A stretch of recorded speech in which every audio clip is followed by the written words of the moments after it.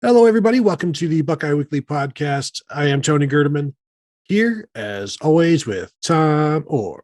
Tom, how's it going?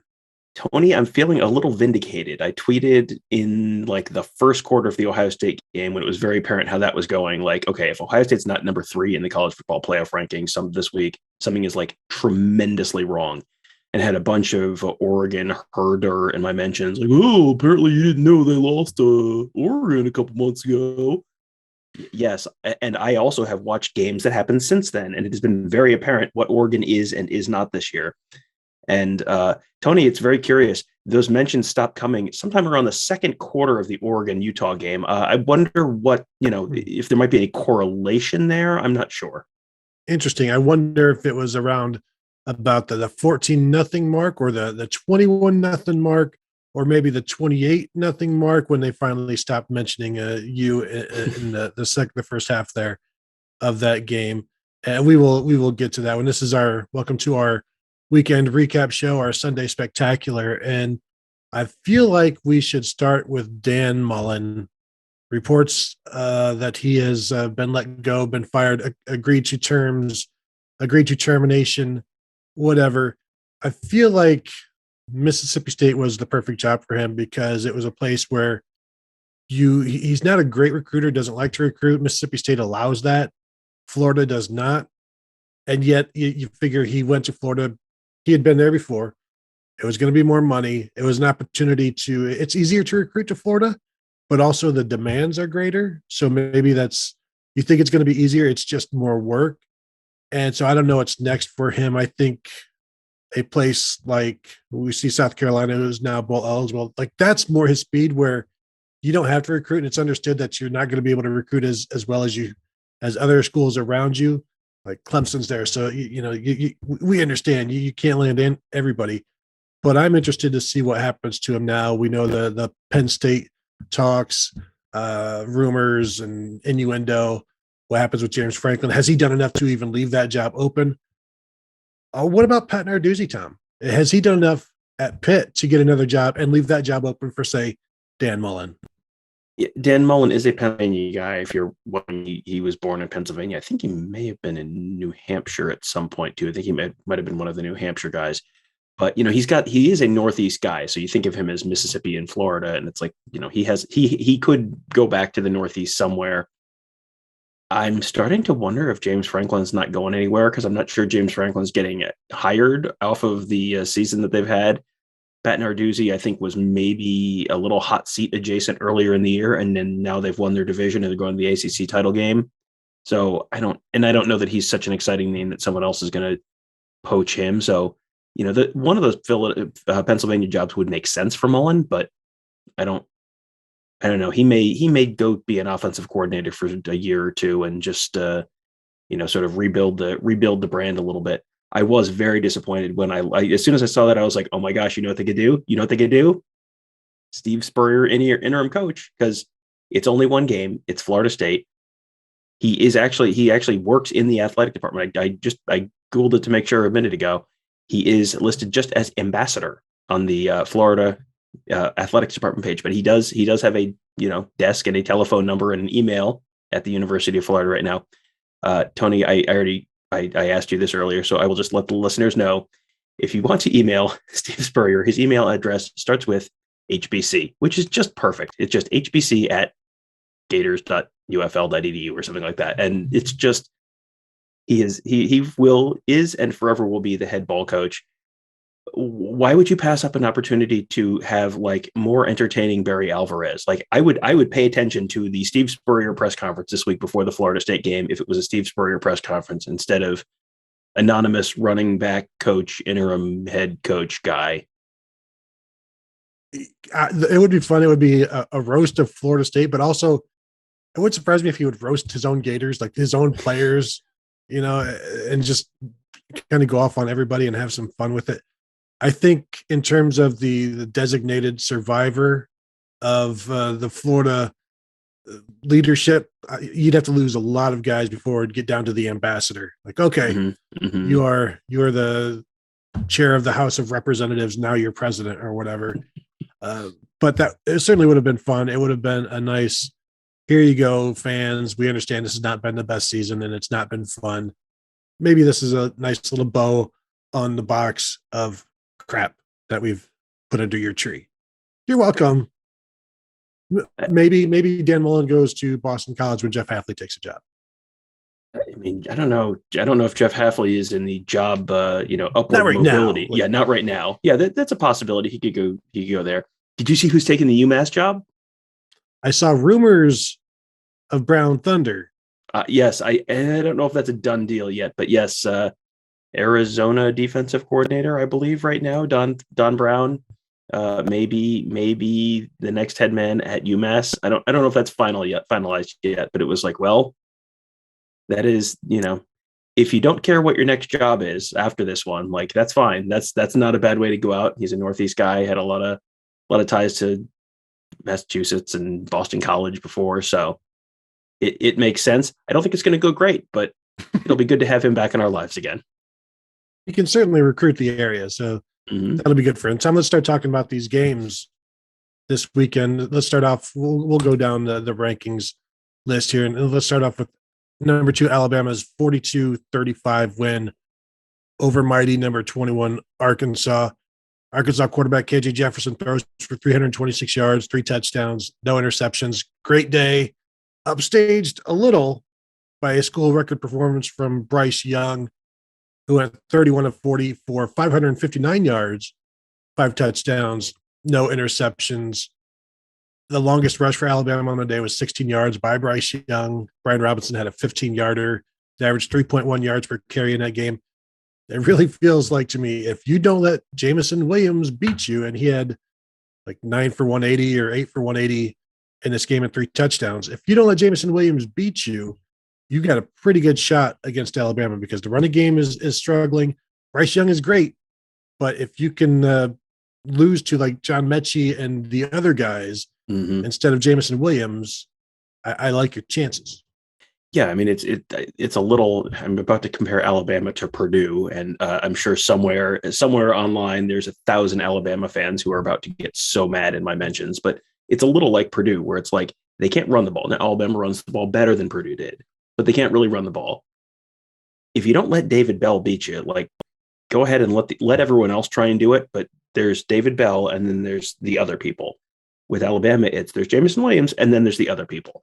And I think you've got it exactly right. Like, take away Jamison Williams, let everyone else beat you. If Bryce Young is going to run and that's how they're going to move the ball, like, that's fine. That adds up after a while, those hits. And you can move the ball in Alabama this year in a way that you can't typically do it against a Nick Saban team. Alabama, you look at what they've done in the last few weeks, and they're just kind of like just barely scraping by, and not against like fantastic competition either. The LSU was bad and that was a close win at home where LSU was throwing into the end zone on the last play of the game. Arkansas is like just okay. They lost by 37 to Georgia in a game that probably wasn't that close. And Alabama, again, at home, had to recover an onside kick or have an onside kick go out of bounds at the end of the game in order to not, potentially lose or tie, go to overtime against Arkansas. This is not a fantastic Alabama team. It's not a bad Alabama team. I think there are 3 teams that I think could plausibly win the 2 games in the playoff. I think it's Georgia, Ohio State, Alabama.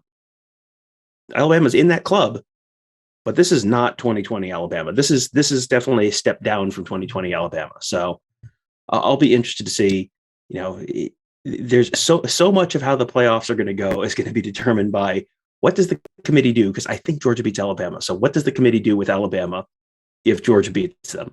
Because if Alabama's out, I don't know that there's anyone other than Georgia who I think, is going to beat Ohio State more than, once in 4 tries. Yeah, and I'm still not convinced the 2-loss Alabama team is left out, and it's going to be the talk of the sports world if it happens, until it doesn't happen. When the from the SEC championship game to the Tuesday night or the Sunday reveal. So I guess that's just 8 hours, 12 hours, 15 hours of talk, and during that time, there's going to be a lot of pleading from Gary Danielson about how deserving Alabama is for all of their great wins. I will be a little surprised if we don't see Arkansas in that top 25 on Tuesday. I'm just going to say that right now. Drop a couple of spots. I mean, they might be right at 25. No, maybe 24. Keep UTSA at 25. They're still undefeated, so you got to give them a little bit of a nod. So we'll see where Arkansas is, and that'll give us a good idea if Ohio State is going to pass Alabama this week. They will pass Oregon, as we know. Number 23, Utah, 38-7 over Oregon. Just beat the snot out of Oregon. Oregon was a mess in this game. They've been a mess here and there. This was an inevitability, and it feels like Oregon knew that as well as they took part in this game, and they quit pretty early. They look like a team at times that does not like each other. They don't trust each other. And they knew that from pretty much the first drive, they knew they're going to get beaten up. So they're done. They're out. I thought they were going to start fighting amongst themselves in this game. And it might be time for like this. I'm not saying Mario Cristobal needs to leave, but if he was thinking about it, if he did want that Miami job or any other job, I mean, I'm not saying leave after one game, but this just looked like a program that has issues internally, just the way they responded to this game. Well, I mean, you and I watched Oregon play in person a couple months ago, and then every time you've seen them on TV since then, it's just like, how is this the same group that came to Columbus? Like, there's just it was like this incredible outlier, because the whole rest of their season has been just kind of like slogging along and barely scraping by against a pretty bad schedule, and you knew it was going to catch up with them as soon as they played anyone with a pulse. And Utah got off to a slow start this year and is like really kicking into gear right now. Utah is a very good team. Utah is one of those, you don't want to play Utah. If whoever gets Utah in the Rose Bowl, because I think Utah is going to beat the brakes off of Oregon again in the Pac-12 championship game. So then they go to the Rose Bowl, and I was thinking about last night, if Ohio State beats Michigan, like, it's possible Michigan gets the Rose Bowl bid, because there's some latitude that's shown to the Rose Bowl in terms of choosing who that next team is that they pick. Well, if the Big Ten champions go into the playoff, it should be the top team in the college football playoff rankings, but it doesn't have to be. But I think it might be Michigan. If it's Michigan, like, oh boy, I don't know that Michigan wants that smoke. Like, that seems like a team that is just going to just beat on Michigan, and they're going to be banging their heads against the wall and trying to get to 17 points. If that's Wisconsin, like, that is going to be a brutal Rose Bowl. Like, those are two like really fantastic defenses. Like, Wisconsin, Utah would be, I mean, it would be a great game. It would be a really dramatic game, but like, that's going to be, do you remember, everyone, the 97 Rose Bowl, everyone remembers the dramatic end. Not so many people remember that game was 14-10 with like 5 minutes left. Like, that's the kind of Rose Bowl we're probably looking at if it's Wisconsin, Utah. But I mean, either of those are interesting games, and Utah is definitely very high in the list of teams. Like, do not want, like, no, thank you. I would like to respectfully decline the opportunity to play Utah, because that looks like it would hurt. You do remember who Jim Harbaugh at Michigan, his first game at Michigan was at Utah in 2015, a 24-17 loss. It could be another one of those 24-17 losses if they face up with the Utes there. And the punt returner who had the punt return, oh man, we got to talk about Mario Cristobal's game management for a minute. But the punt returner who had that long return for a touchdown right before the half, he was on the 2015 team because he had a LDS mission in the middle. So he had this, he had the 47-year college career. Right before halftime, Anthony Brown is like limping around on the field. He's gotten beat up. They've got the ball at their own 25-yard line with like 30 seconds left and no timeouts. They're down 21 points. It's like, just get to the locker room. Like, I am one of the most aggressive people in the world. It's like, dude, just get to the locker room. Get out of here. And he's like, no. I got this. We're going to throw it. And 2 incompletions and a run. And Kyle Whittingham calls timeout. So Oregon has to punt the ball away with, 13 seconds on the clock. And Utah returns it for a touchdown. It was like, baby, what is you doing? Like, what is the thought process there? Like, no. We're going to just march this 30 yards, we're going to march this 60 yards down the field in 30 seconds with no timeouts. and then we're going to set up a field goal for our kicker who's gotten one block and missed another one. Like, that's the game plan. What are you doing? What is wrong with you? And he was a little shell shocked in the halftime interview where it was like, oh, this is uncomfortable. He's like, we need to play better. We're not playing so good. We need to be better and gooder. And it's like, wow, yes, you do. Boy, yeah, that was a mess. It was brutal. I mean, Utah came out and just beat them up, and they were way more physical than Oregon. And if anybody needed like a handbook on how to beat Oregon, I guess that would have been the perfect one. And also, on how many third downs did Tavion Thomas pick up on the ground in that one? Like 3rd and 7, let's just give it to Tavion Thomas. Boom, 12 yards. It was rinse repeat. I mean, yeah, there was like a third. There was like a 3rd and goal or a 3rd and 9 or something from like the 10-yard line, and they handed off to him. I'm like, why are they running? Oh, he's just scored. Okay, it's like, oh well, all right, well, there you go. That's what he does. Let's touch quickly on number 4, Ohio State, 56-7 over Michigan State. We talked about this one for 2 hours yesterday after the game, so you can find a bunch of our thoughts on yesterday's show. But this, for me, the first half performance will, I think, live forever. We should not let it die with how good the Buckeyes were. CJ Stroud, 29 of 31. The way they shut down Michigan State and the Spartans' entirety, basically.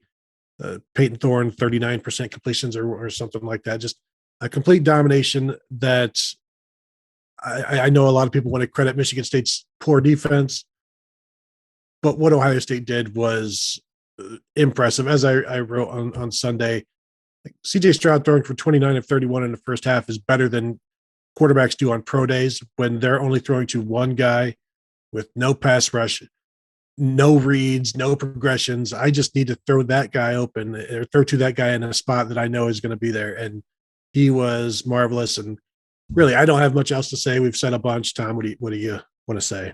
Yeah, I mean, if people keep framing this as Ohio State did this against the worst pass defense in the country, and it's like, well, on a total yards basis, yes. On a yards per play basis, no. It's like a very average pass defense. So, this is not really the worst pass defense in the country unless you want to judge, best offense by time of possession. Like, that's not really the best way to do it. But they're not a great pass defense, but it's also not, this is not UConn or UMass they were doing this against. This is a team that somehow, despite having the worst pass defense in the country, air quotes were on that, managed to be ranked number 7 in the college football playoff rankings and managed to be 9-1 coming into the game. I mean, that's obviously they're doing something right. And Ohio State completely annihilated the pass defense. Almost more impressive to me, though, was the defense, just completely locking down Michigan State. Kenneth Walker had 6 carries, 25 yards, and then they were so far behind they really couldn't do anything after that anyway. But you just, it never looked like, oh man, he's about to hit one. It was just like, okay, well, he got 4 yards again, which is fine, but you're not going to lose a game giving up 4 yards a carry, especially when the quarterback on the other team is completing 39% of his passes for 4.4 yards per attempt. That is not winning football, 4.4 yards per attempt. That is one of the worst passing performances you're ever going to see.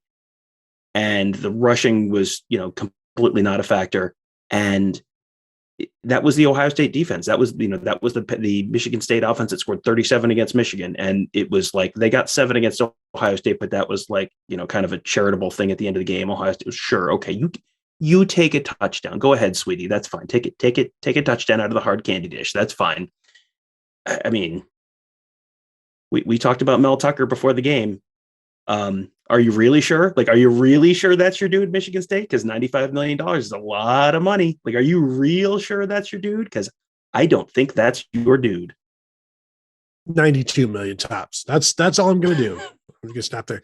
The top offenses, if the top offenses were ranked by time of possession, do you know who the top offense would be in the Big Ten, Tom? Oh, in the Big Ten. I was all ready to tell you it was Army. It is Army. And second is Air Force. Number 3 is from the Big Ten, so I went to the Big Ten. Number 3 is from the Big Ten. Interesting. Time of possession. Is it? No, it's not Wisconsin. Okay. Wow, that was really good because I was about to say Wisconsin.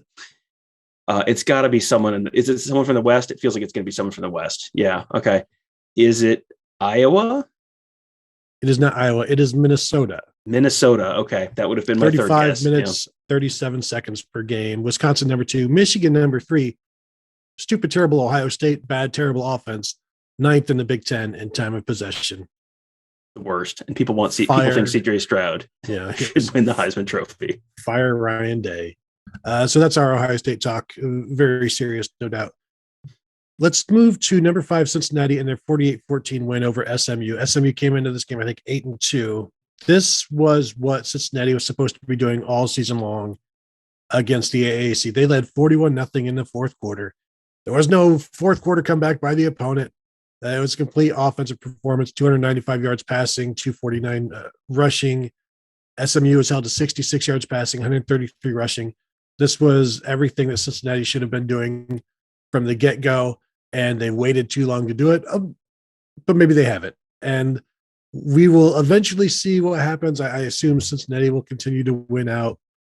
It may be the most fascinating thing in college football we've seen in some time is what happens. The anticipation of a 2-loss Alabama team against an undefeated Cincinnati team. What does the committee do? We will see, and I don't know if we will like what we see. Yeah, that's going to be interesting. And, like I said earlier, it feels like there's 3 teams that can win the national championship, and anyone else is kind of like, meh. I mean, that's fine. You want to throw whoever in, that's fine.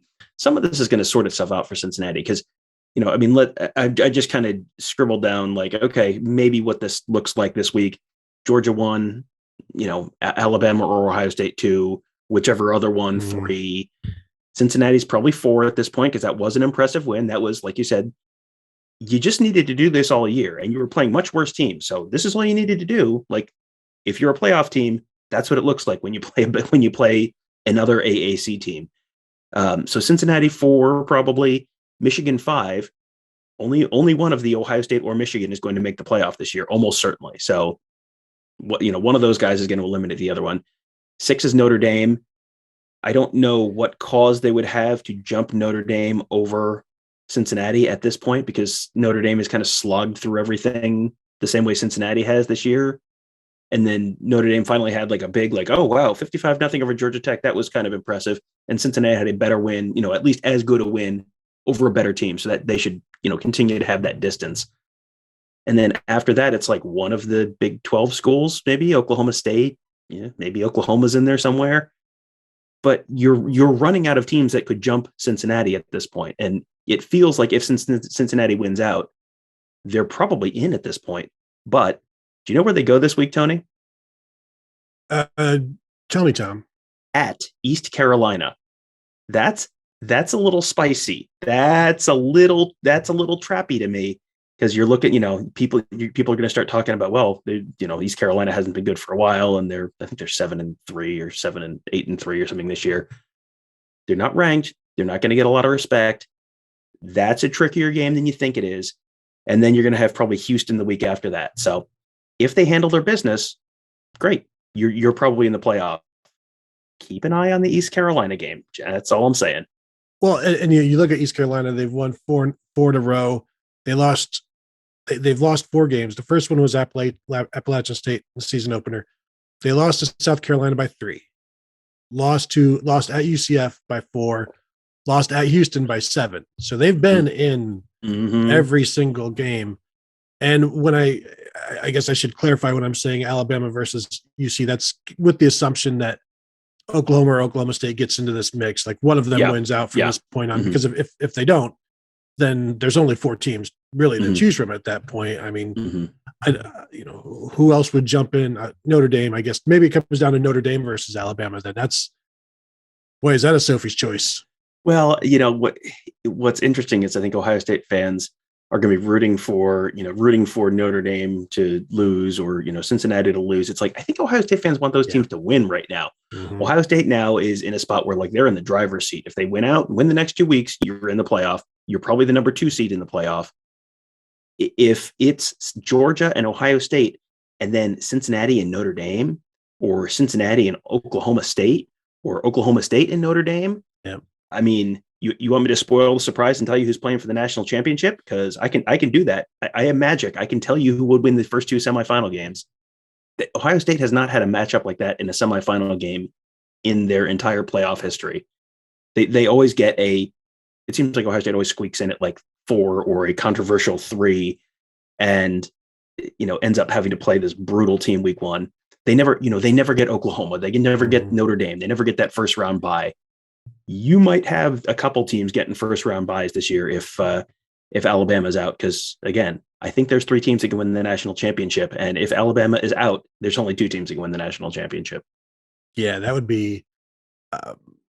I don't know if that is bad for a 12-team expansion when you only have really 2 teams that can win it, and it's like, well, we should have just done the BCS this year, and it's, well, yeah, maybe, but you can't let the one outlier be the reason why you withhold change. Number 6, Michigan 59-8, Maryland 18. Don't need to talk a bunch about this. We'll talk about it on tomorrow's Michigan Monday podcast. I feel like, and we'll talk about this more, but it feels like Michigan showed some stuff with the throwing the Donovan Edwards, the running back, 10 catches, 170 yards, where maybe they should have held that back. They did a kick return throw across the field that maybe they should have held back, but they didn't, and they looked pretty good. There's not much from Maryland that is applicable to Ohio State, other than the fact that Aiden Hutchinson and David Ojabo had 0 sacks. So there's that. Yeah, I mean, Maryland at this point is just like, nope, that's not a thing anymore. So yeah, you don't take too much out of it. Michigan did what Michigan needed to do. Michigan did what they were supposed to do. So, kudos to them for that. Yeah, we'll talk more about they basically did the Music City Miracle play on the kickoff return. I have thoughts on why they did that in that spot when they really didn't need to, but yeah, we'll chat more about that tomorrow. But yeah, no, that was a, like, Michigan did what Michigan should have done if Michigan is who Michigan thinks they are this year. So that's check that one off the box. And who do they play next week? I forgot. Oh, Tom, I can't believe you've forgotten. They play Ohio State. Really? It's a pretty big game. Already? Yes. I believe the already part. Yes. I mean, this thing has flown by. Here we are in the midst of the best week of the year. There should be, I would say there should be music with the season, but there is plenty of music, and a lot of it is from the Dead Schembechlers, of course. As you just leave it on throughout the house, the music of the rivalry. So, Tom, we don't need to talk about Notre Dame 55, Georgia Tech 0, other than, as you said, Buckeye fans should keep rooting for Notre Dame. As much as you don't like them, it would behoove Ohio State's chances, assuming Notre Dame would be the team that they would get, or Cincinnati, or whomever. You'd just rather play Cincinnati or Oklahoma or Oklahoma State or Notre Dame than Alabama, even though I think Ohio State would beat Alabama. Why would you want a more talented team in the semifinals? You shouldn't. So there you go there. Let's talk about Oklahoma State with an impressive 23-0 win over Texas Tech, number 9, Oklahoma State. Anytime you shut somebody out in the Big 12, that isn't Kansas or Kansas State, I guess that's pretty good. They have one of the best defenses in the nation. They continue to show that. And this is where I start to wonder about, can Oklahoma State pass Notre Dame? I think we agree Notre Dame can't jump Cincinnati. It would look really bad if they did. But can Oklahoma State, if they beat Oklahoma and then possibly Baylor or Oklahoma twice, and if the committee doesn't want Cincinnati, are they more likely to take Oklahoma State if they feel they can't take Notre Dame? Like, is this a compromise for them? Is this more acceptable than simply just taking Cincinnati? Yeah, I mean, it might depend a little bit on how those games go, because I think Oklahoma State has a chance to. You're playing 2 good teams. You're playing 2 ranked teams moving forward. Cincinnati's playing 0 ranked teams moving forward, so that's going to hurt their case a little bit. But they're playing better teams than Notre Dame is, so that's where.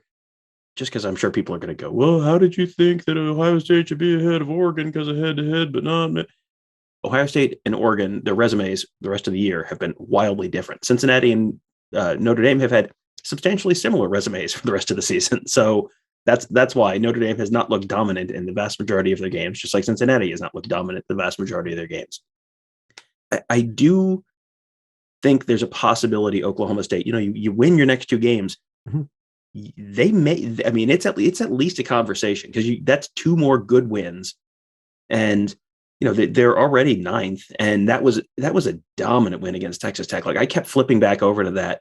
I was mostly watching the Oregon-Utah game, but I kept flipping over, and every time I was flipping over, the Texas Tech quarterback was standing on the field with his hands on his hips, like staring at the sideline, like, well, what are we going to do now? That didn't work. We talk about offensive EPA, expected points added. Ohio State's offensive EPA was 35.71. 35.71. That was Ohio State's offense against Michigan State. So they were 35, almost 36 points better than what you would expect based on field position. Okay. Tony, what was Texas Tech's offensive EPA against Oklahoma State? Negative 22. No. Worse. Ohio State was 35. I will give you a clue. Texas Tech did start with negative. Negative 35? Negative 37. Wow. Negative 37.72. It was like you could have given Texas Tech could play till Tuesday and they weren't going to score 24 points to beat Oklahoma State. I mean, it's bizarre because you have this vision in your head of it's a Mike Gundy team. They're just flinging it around and they're going to win every game 52-49. That is not what they are this year. And I'm still not totally sold on them because I think if they play Georgia in the first round, like they might finish with negative points. Like they might give up 3 points to Georgia and lose like 3 to -7. But I mean, it is a good team. It is not a wildly talented team. You put them up against Alabama, Georgia, Ohio State, like the talent is going to win out, but it's a team that just you'll beat them, but it's not going to be a lot of fun. The most points they've given up in conference play has been 24. Mm-hmm. They've had against Kansas, they held them to 3. They were at West Virginia, they held the Mountaineers to 3, and then of course the shutout here. I understand the Big 12 is down, but it's still pretty impressive how they've gone about business there on defense. Wake Forest, I threw this in here just to acknowledge Clemson beating a ranked team 48-27 over number 10 Wake Forest. Clemson had a couple of 100-yard rushers. DJ looked okay, had a touchdown and an interception. Wake Forest went for over 300 yards, but just wanted to put that in there so that we are congratulating Clemson on are they going to in the ACC championship game? I think that's they have a way to be in the ACC championship game, but they need, I think, Wake to lose one more game, and they need North Carolina to beat NC State, I believe. So it's like they need two things to happen, I think, in order to make it into the ACC championship game. So those are the three teams that could make it from the Atlantic Division, because Pitt is already in there from the Coastal. And Wake is at Boston College next weekend. So Boston College has not been great this year, so they may clinch it there.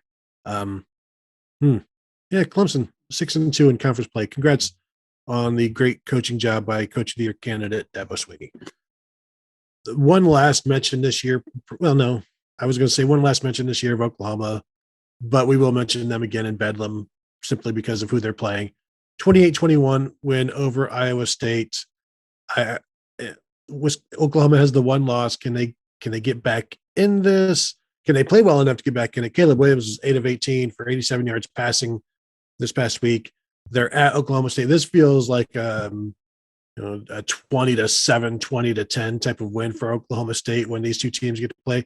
When you consider how bad the Oklahoma offense is right now and how questionable it is, even with a Heisman candidate at quarterback. Which one? With 2. You make a great point, Tom. So it feels like this is going to be another low-scoring affair for Oklahoma State, and I'm probably going to pick the Pokes in that one when we do our weekly preview show. Yeah, Oklahoma State, I think we've talked about this. Oklahoma State never wins that game. They've won it twice since 2004 or something like that. It sure seems like they should. I mean, this is a team that Oklahoma is just, I mean, they can't get out of their own way. It's bizarre to watch a Lincoln Riley team just like falling down the stairs like this every week, but they have just, bad offensive line is a problem. And there's the skill talent. They don't have CeeDee Lamb there. They don't have a CeeDee Lamb type there. And, you have Spencer Rattler, who just didn't didn't work out this year, and you have a true freshman quarterback who looks like a true freshman quarterback. Like he had that one really impressive run, but Iowa State, who has not been great this year, and I think Brock Purdy was hurt for part of the game at least, is throwing the ball in the end zone with a chance to win the game at the end of the game. I mean, that is a team that is just like, they're not going to get there. And I mean, if somehow they win their next two games, like if they beat Oklahoma State twice, like Oklahoma in the playoff this year is not going to go well. Like not, even by the normal standards of Oklahoma in the playoff, like it's really not going to go well. It's almost impossible for them to get there. You would almost need like whoever wins the Ohio State Michigan game to then lose to Wisconsin. And you'd need Cincinnati to probably lose. And, maybe you need, maybe they probably jump Notre Dame because Notre Dame isn't going to have much more on their resume, but you probably need 0 Big Ten teams in there to get an Oklahoma in there. But if they are, oh man, that is going to go poorly. Yeah. And the fighting chance that they've had in the past with their offense is not there. So if Oklahoma wins on Saturday at Oklahoma State, they would play again in the Big 12 championship. If Oklahoma State wins, they would then play Baylor, provided Baylor beats Texas Tech this weekend. If Baylor loses to Texas Tech, then it's Bedlam 2 weeks in a row, no matter who wins on Saturday.